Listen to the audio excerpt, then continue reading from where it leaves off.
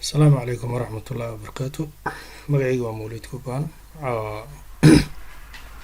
maanta tutorialkayga waxaan ku sharaxayaa youtube-yada kamid la yiraahdo Veritube.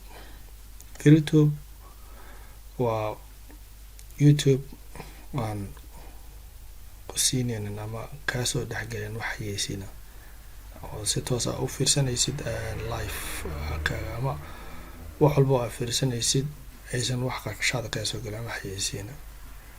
marka sida u download garaysan lahayd ama u gashan lahayd computerkaaga ayaan ku tusaa. marka waxaan bilaabaa hadda casharkayga ama tutorialkayga sida aad ku samaysan lahayd Veritube-ka.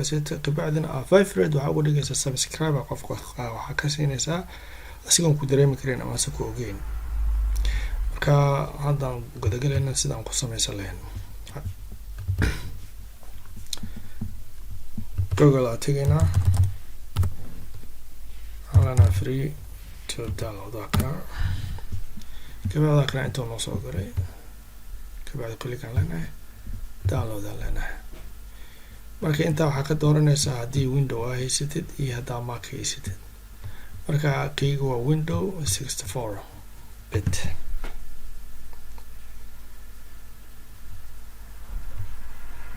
downloadka intuu ii fuulay wax yar ayuu qaadanaa. kabacdina waxaan sameynaynaa installationkaan sameynaynaa ama testigaan sameynaynaa. kadib casharkayga ama tutorialkayga meesha soo geeyaa.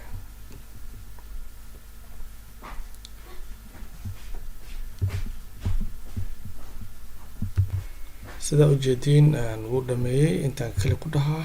marka soo gaabi kaas kabacdi markuu meeshaan ku tuso pagekan waxaa leedahay more information aa leedahay, run anyway aa leedahay.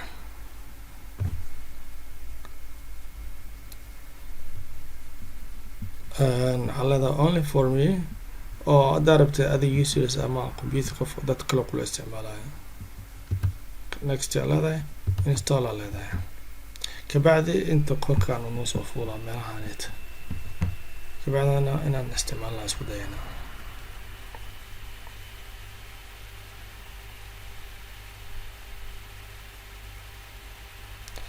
finish aan leenahay.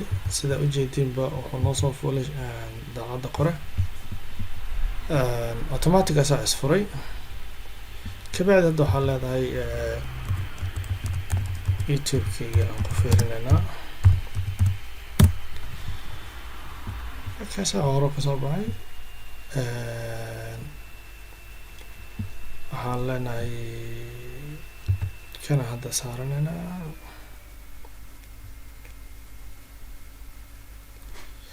markaan rabo inaan subscribe dhaho waa kana intii ii taalla. السلام عليكم magacayga Mawlid Kuban waxaan sharxaynaa markiisa iska xiraa subscribe waa kana inta ii fuulaa. anytime aan u baahdo meeshaan ii soo fuulaa meeshaan. markaas qofkii aan rabo inaan fiirsado waa kana inta ii saaran yahay. marka ku mahadsantiin cashirkayga intaas aan kusoo gabagaynaa. waa idin salaama. waa walaalkii Mawlid Kuban. السلام عليكم ورحمة الله وبركاته.